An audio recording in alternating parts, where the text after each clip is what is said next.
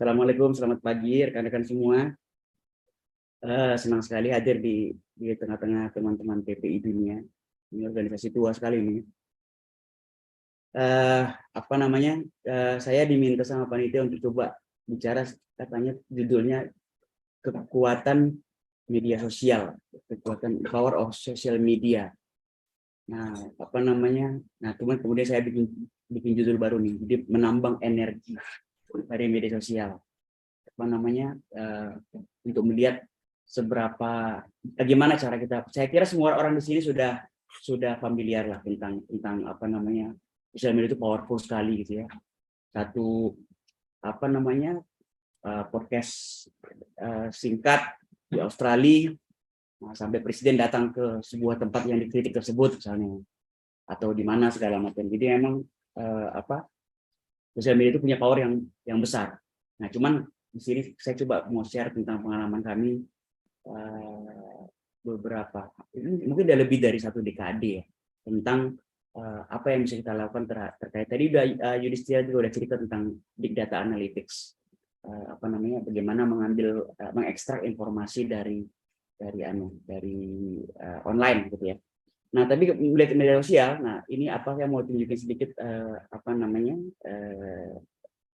hasil search tentang apa itu sosial media. Ya rupanya apa namanya, orang-orang yang mencari tentang sosial media di Google itu semuanya negatif semua tuh ya. Sosial media is bad, sosial media is dangerous, bad for mental health. Tapi apa, despite situasi seperti ini, apa sosial media tetap diminati gitu. Ini udah kayak benda-benda yang adiktif nih, berbahaya nih sebenarnya sosial media. Tapi anyway, kita semua sekarang kayaknya apa namanya, nggak in kalau tidak bersosial media, bermedsos gitu. Nah, tapi karena tadi judulnya adalah menambang energi media sosial, saya mau tunjukin beberapa hal terkait perkembangan yang luar biasa dalam 5-10 tahun belakangan ini, alat-alat pertambangannya gitu ceritanya ya. Jadi mungkin apa, Yudhistira juga ada cerita tentang beberapa tren-tren teknologi informasi yang ada. Tapi kira-kira bisa dibilang bahwa pengetahuan kita itu hari ini, informasi yang kita dapatkan hari ini itu yang luar biasa. Jadi jumlahnya itu loncat gitu ya. Karena setiap hari kayak kita sekarang sedang ngobrol di Zoom ini, kita juga sedang memproduksi informasi. Ini di streaming di YouTube juga di apa, artinya ini mungkin ada di samping di komputer dan handphone kita masing-masing, juga ada di mirror dia di Zoom karena kita pakai platform Zoom, dan juga di mirror mungkin di servernya Google gitu, karena ini di streaming, di live streaming di Google dan seterusnya. Artinya informasi penambahannya itu luar biasa, setiap detik berjalan itu informasinya luar biasa. Jadi bicara soal transformasi digital, mau tidak mau kita akan tetap ikut bertransformasi karena dunia berjalan seperti itu gitu. Makanya ada juga yang bilang ini revolusi industri baru ini gitu. Ini era post informasi katanya. Apa namanya?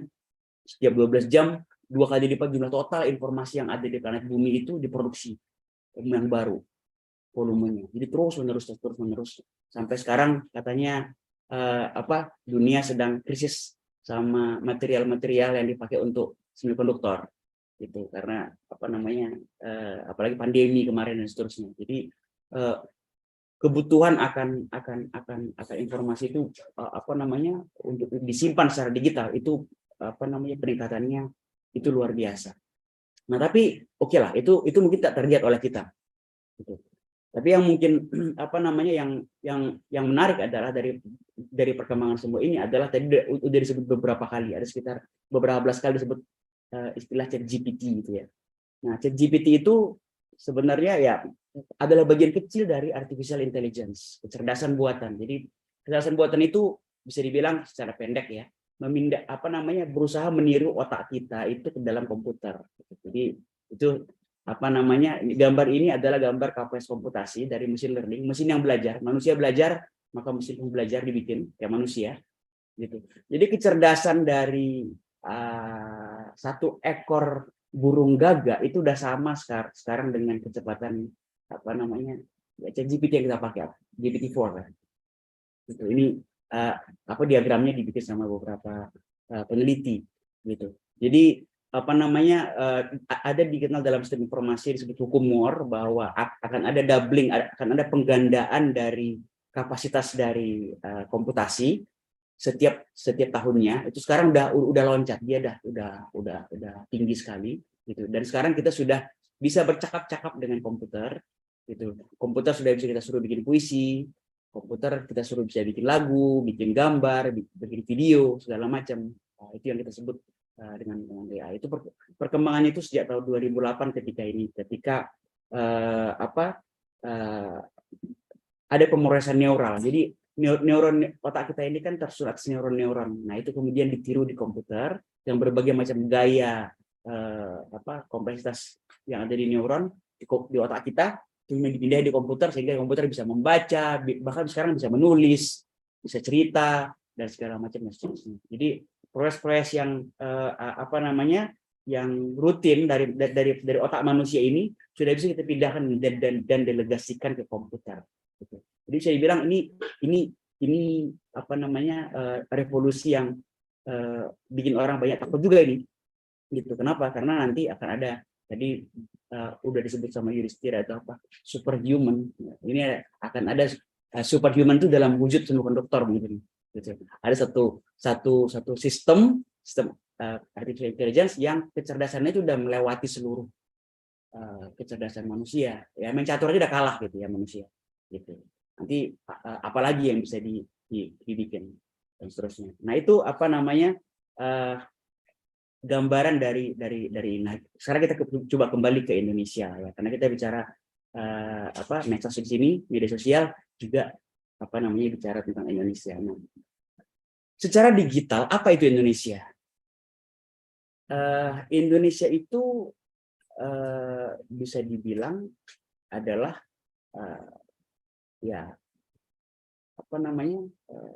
kumpulan data dari Indonesia. Ini terlihat di sana ya.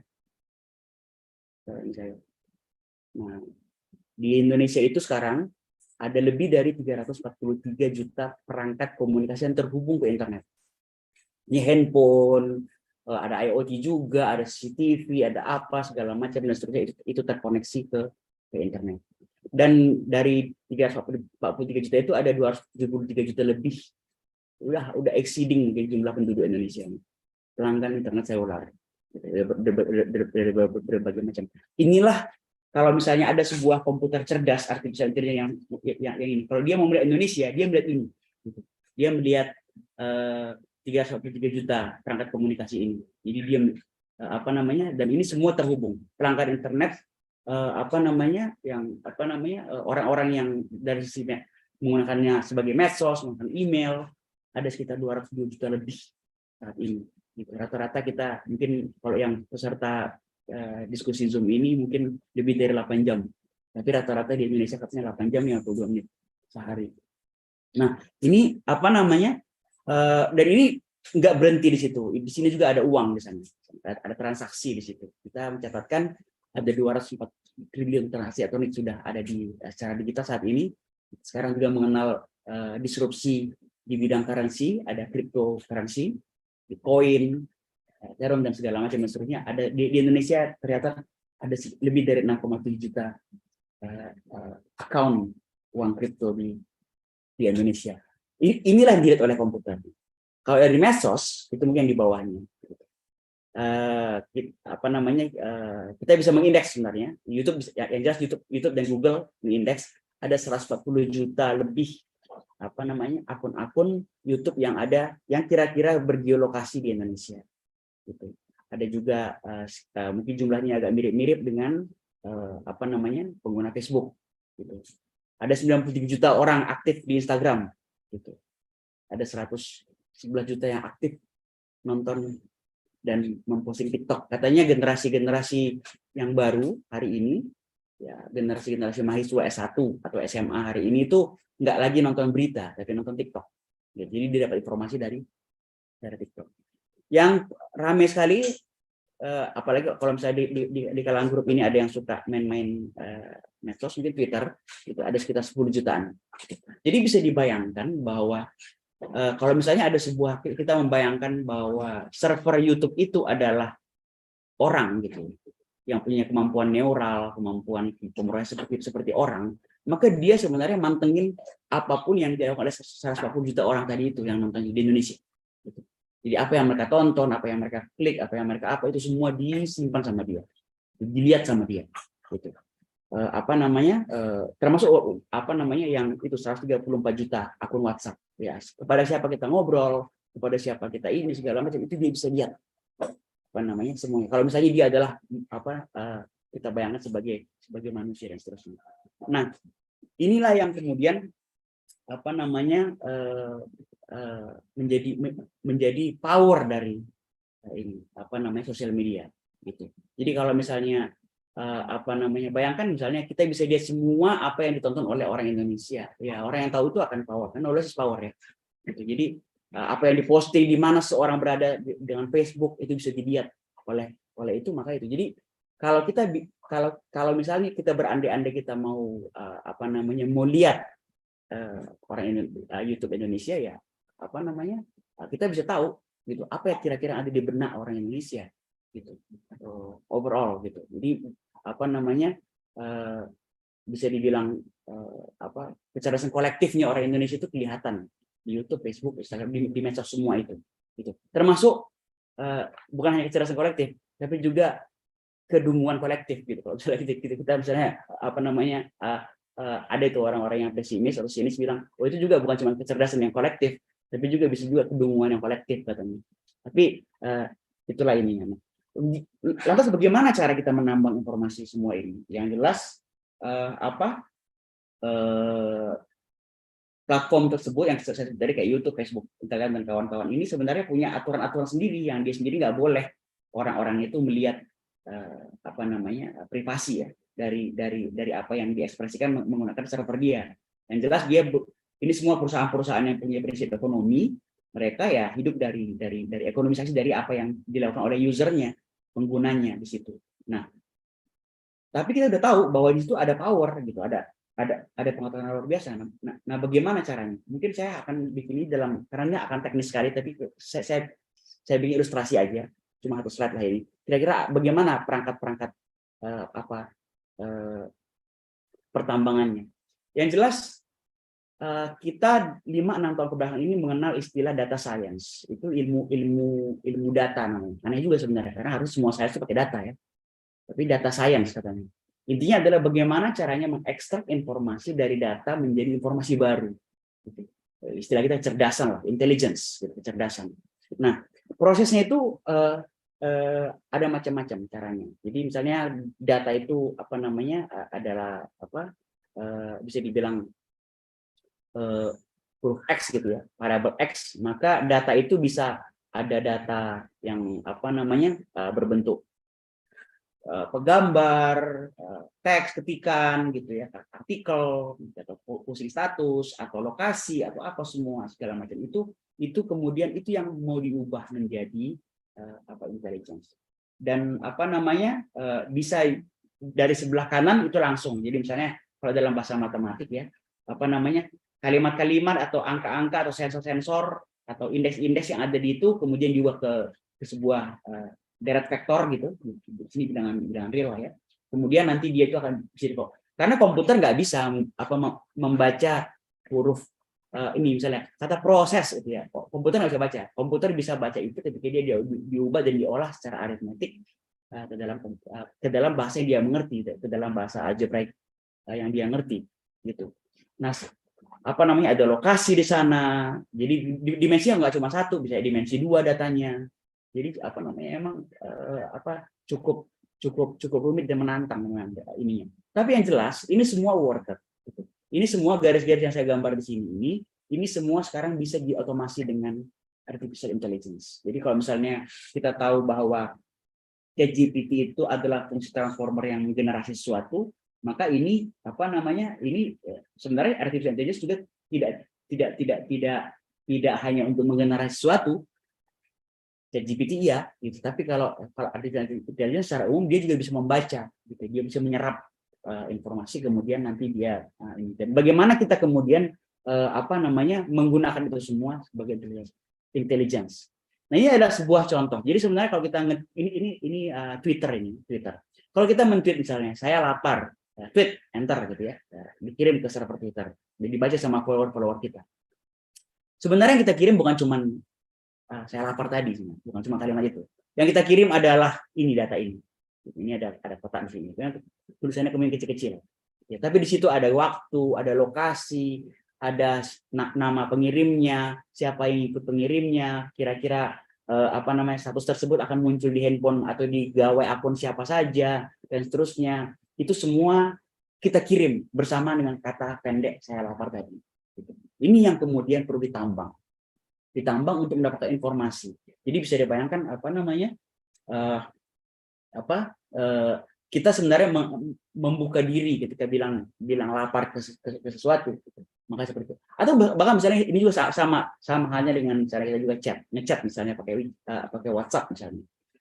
Yang kita kirim itu bukan cuma chat kita itu aja sebenarnya. Yang kita kirim itu banyak informasi dalam bentuk header informasi seperti ini yang saya gambarkan di sini, itu yang kemudian dikirim ke sana sampai diterima sama yang siapa kita hendak apa namanya informasi itu ingin kita baca. Nah, inilah yang kemudian menjadikan istilahnya mungkin membuat materi tor dari diskusi kita ini the power of social media. Makanya dia bikin apa namanya social network analysis, gitu. Social network analysis, gitu. Jadi jaring sosial. Apa namanya bahwa semua itu kita ini terhubung, gitu. Baik itu melalui akun medsos kita untuk messaging, chatting, ataupun medsos, gitu ya. Misalnya saya punya follower berapa, gitu. Nanti berarti saya terhubung dengan orang tersebut dan seterusnya seperti itu. Jadi kita bisa melihat wajah dari keterhubungan antara orang. Karena memang apa namanya itu memang ada istilahnya kan ya di psikologi itu ya, apa namanya kamu adalah siapa temenmu gitu ya. Kalau kita berteman sama orang baik jadi baik juga gitu. Jadi sosial network itu menjadi penting gitu. Pengelompokan klaster itu menjadi penting. Nah, ini adalah sebuah contoh apa namanya apa yang bisa kita dapatkan ketika melihat dinamika ini peristiwa sekitar 4 tahun lalu.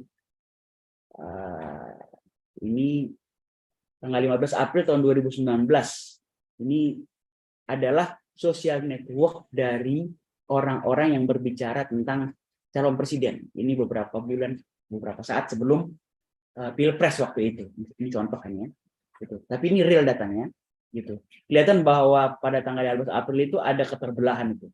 Istilahnya kok Twitter sphere. Terbelah antara akun-akun, titik-titik itu adalah akun, garis itu adalah siapa mengikuti siapa, gitu. Jadi kita lihat bahwa sebenarnya pendukungnya Pak Prabowo tidak semuanya memfollow Pak Prabowo di medsosnya. Sama seperti pendukungnya Pak Jokowi tidak semua juga memfollow Pak Jokowi. Gitu. Tapi kelihatan bahwa ada keterbelahan, ada mitosis gitu. Dan ini sebenarnya terjadi sampai detik ini kita bicara ada gambar ini sebenarnya. Tapi mungkin ya enggak bermitosis seperti ini ya. Ini pada tanggal 15 April. Jadi apa namanya? Ada istilahnya itu kan apa namanya? Kita mau polarisasi katanya. Ini memang terjadi polarisasi. Dan ini berkembang terus. Ini tanggal 15 April. Kemudian apa? Nah ini udah dekat sama apa pemilihannya nih. Udah makin terbelah dia gitu. Dia sangat sedikit orang yang ada di akun-akun atau orang-orang yang ada di tengah-tengah itu. Sangat sedikit. Dia udah terbelah. Nah, kita juga saat ini berada di tahun politik gitu. Nah, ini dalam waktu ke depan kita akan melihat fenomena ini lagi gitu. Ini semua terjadi di semua negara, di semua tempat gitu. Bahkan mungkin ada satu penelitian ya ketika ada pemilihan ketua OSIS di sebuah SMA gitu ya. Ada polarisasi gitu karena ada juga kampanye, ada apa segala macam dan itu sehingga kita bisa melihat bagaimana terjadinya formasi opini. Itu mungkin salah satu power dari sosial media. Kita bisa melihat apa keterbelahan dan segala macam bagaimana opini itu berkembang. Tapi sebenarnya pengalaman kita dalam beberapa tahun ini, sebenarnya tujuan kita mencari sosial network itu bukanlah mencari siapa terhubung ke siapa atau siapa berkubu ke siapa. Sebenarnya yang lebih menarik sebenarnya adalah apa yang menjadi percakapan dari klaster-klaster kelompok-kelompok kecil warna merah dan warna hijau ini di gambar ini. Gitu. Itulah disebut sebagai namanya interest graph kita menamakannya. Jadi sebenarnya bukan social network-nya yang paling penting. Social network itu kita perlukan untuk mendapatkan interest network. Siapa suka sama siapa, gitu. Karena bisa jadi ya kita juga udah tahu di sini semua orang memakai medsos ya, gitu. Bukan selalu bahwa saya memfollow seseorang itu bahwa saya suka sama seorang tersebut, atau saya sependapat sama orang tersebut, gitu. Tapi lebih utama sebenarnya adalah interest dari apa namanya orang tersebut. Nah, ini juga kita lihat sebenarnya keterbelahannya. Nah, tapi sekarang alih-alih dari sifatnya itu apa namanya orang atau akun, ini topik dan tagline kampanyenya ini terlihat ini. Jadi apa namanya kampanye yang dibicarakan oleh kelompok-kelompok tadi dari Prabowo ini tanggal 15 April ya tahun 2019 sama kelompok-kelompok yang ini. Nah, jadi ada yang bertopik ini, ada yang bertopik itu tagline-nya Pak Jokowi dulu ya, nomor 1 Indonesia Maju, gitu. Ada tetap Jokowi, ada Jokowi Ma'ruf dan segala macam dan seterusnya. Yang kanan juga seperti itu.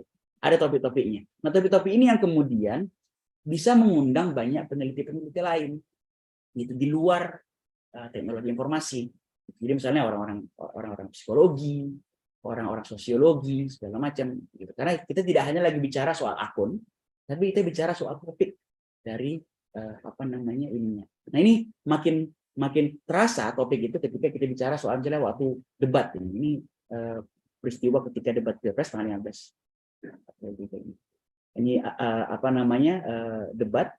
Nah kelihatan topik itu makin kelihatan topik dari percakapan dari para pendukung itu. Jadi formasi opininya semakin apa namanya terlihat. Gitu. Nah, terus apalagi yang kita dapat emang dari sini? Informasi-informasi ini menjadi satu intelligence, satu kecerdasan untuk melihat bagaimana sebenarnya situasi dari ini. Kalau misalnya ada keramaian-keramaian di jalanan itu biasanya duluannya kan di online dulu, koordinasi dulu segala macam dan seterusnya. Nah ini yang kemudian dengan metode-metode apa namanya aljabar yang sederhana sebenarnya kita bisa bikin ini sebenarnya pola-polanya ini. Nah kita bikin juga waktu itu tahun 2016 di kita menamakannya indeks suhu politik lah ya. Tapi percakapan media sosial. Jadi seberapa tegang antara apa namanya pendukung A sama pendukung B itu bisa terlihat. Ini menjadi prekursor kalau ada apa-apa. Gitu, kalau ada apa-apa di dunia nyata karena apa namanya hampir semua pengguna medsos itu kan makanya jadi dibilang apa namanya toksik ya sama pencarian di Google itu karena ya sebagian besar pengguna medsos itu kan baper ya gitu terbawa perasaan gitu ya jadi ngomong sesuatu di medsos ini marah segala macam dan seterusnya. Nah tingkat kepanasannya itu bisa dilihat sebenarnya saat ini melalui medsos. Jadi kalau misalnya dulu mungkin 20-30 tahun lalu kita hanya bisa melakukan ini, mendeteksi ini melalui survei, dan itu lama, butuh waktu. Sekarang itu instantaneously. Gitu. Kita bisa apa namanya menggrab tadi informasi dari itu, kemudian kita lihat apa namanya ini. Nah yang paling menarik adalah ini kebetulan juga lagi tahu politik dan contoh saya juga di sini contoh politik gitu ya. Nah ini yang digambar kanan ini gitu. Nah jadi bukan cuman orang yang dibayar untuk ikut rame-ramein kampanye di lapangan bola gitu, tapi juga ada akun-akun yang dibikin untuk itu dia meramaikan, namanya akun bot. Kelihatan bahwa ada pertumbuhan akun bot itu ya. Nah, ini juga jadi challenge buat para peneliti interdisiplin itu. Jadi ada apa namanya untuk menentukan satu akun itu bot atau enggak itu juga punya skill, butuh skill tertentu. Jadi di gambar yang awal tadi saya tunjukin tadi ada satu proses sana untuk melihat ini benar nggak apa namanya bot atau tidak. Kalau kita mungkin manusia gampang ya, kita tinggal buka akunnya, kita lihat ini bot nih gitu. Tapi kalau komputer nggak semudah itu. Nah ini yang perlu ditransformasi digital, ilmu apa namanya teknik tadi itu ke komputer gitu. Jadi menjadi populer akun bot gitu. Ketika situasinya kampanye. Jadi mulai orang mengengineering situasi yang ada di medsos gitu. Karena apalagi Twitter itu kan gampang sekali dulu ya untuk ngambil datanya gitu ya. Semua contoh pelajaran data science, big data analytics itu biasanya pakai Twitter gitu. Ini apa namanya banyak scraper dan juga yang beredar di open source dan segala macam. Jadi orang bisa ini. Jadi apa namanya kalau udah trending topik senang gitu ya. Oh berarti udah menang dan segala macam dan seterusnya. Tapi belum tentu kan gitu. Nah, itu juga yang menjadi musuh-musuh dari orang-orang atau kita para penambang informasi yang pengen tahu beneran tentang ini, gitu.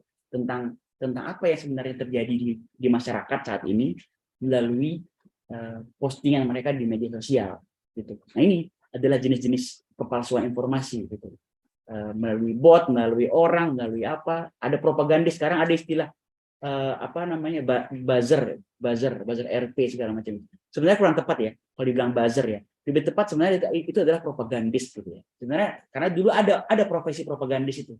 Orang yang disuruh untuk mempropagandakan berbagai macam hal. Jadi sekarang ya dia bertransformasi digital, dia menjadi akun gitu. Akun ABCD dan segala macam yang mempropagandakan sesuatu. Nah, persoalannya emang jadinya adalah ketika ada informasi-informasi palsu. Jadi sebenarnya yang dirugikan sama informasi palsu itu bukan cuman pihak-pihak yang dipalsukan informasinya, tapi juga analitiknya gitu. Kita merusak data gitu ya, merusak data untuk ininya. Nah, ini ada tingkat perusakannya gitu. Ada yang pakai iklan, propaganda, itu mungkin perusakannya nggak seberapa dibanding ada yang benar-benar ini. Bahkan sekarang kemungkinan pemilu kita ke depan dan pemilu Amerika Serikat ke depan udah banyak warning itu adanya penggunaan AI untuk memanipulasi konten. Jadi misalnya ada istilahnya deepfake. Deepfake itu artinya foto saya itu kemudian diolah oleh komputer dan kemudian si komputer itu menggenerate wajah saya seperti ngomong sesuatu, padahal saya nggak pernah ngomong itu.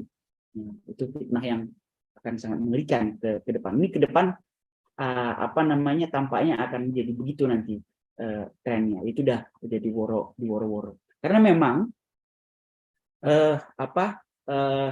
ancaman dari situasi sehari itu, kalau dulu orang kan espionase ya, jadi apa namanya, ganti apa, kita tahu lah itu setiap kali peristiwa politik, peristiwa apa di dunia ada espionase segala macam, ada film James Bond ya, kita suka nonton segala macam. Nah, itu sempat beberapa 20-30 tahun lalu itu menjadi hacker gitu ya, bagaimana caranya mencuri informasi segala macam dan seterusnya. Tapi sekarang apa namanya, yang dihack itu bukan dari komputer, tapi kepala dari orang-orang gitu. Manusia pikiran orang itu apa namanya, dibikin untuk ini, untuk kemudian ikut pada apa yang diinginkan gitu. Ada istilahnya ini apa di behavioral science, istilahnya reflexive control ya, kendali refleksif. Jadi kemampuan menggunakan informasi tentang sekumpulan orang sehingga mereka itu secara rela sadar mengambil keputusan yang menguntungkan orang tersebut gitu. Jadi tanpa kita suruh, kita nggak perlu menyuruh orang untuk melakukan apa, tapi kita bisa menggunakan informasi yang ada di orang tersebut supaya dia kemudian terbawa sama apa namanya, sama apa yang kita inginkan. Ini apa namanya, bahkan cerita-cerita tentang hacker, ada kita dengar dia apa Pandora Paper, apa segala macam dan seterusnya, itu kan peristiwa-peristiwa hacker. Itu justru intinya bukan di situ sebenarnya. Intinya adalah ketika itu masuk menjadi di medsos, kemudian orang menjadi muncul ketidakpercayaan, gitu. Muncul fear, muncul restlessness. Nah, di situ dia bermain. Gitu. Kalau kita baca-baca literatur tentang pemilihan presiden Amerika kemarin, Donald Trump dan segala macam, itu banyak hal seperti itu. Jadi bukan hack emailnya itu yang jadi masalah, gitu.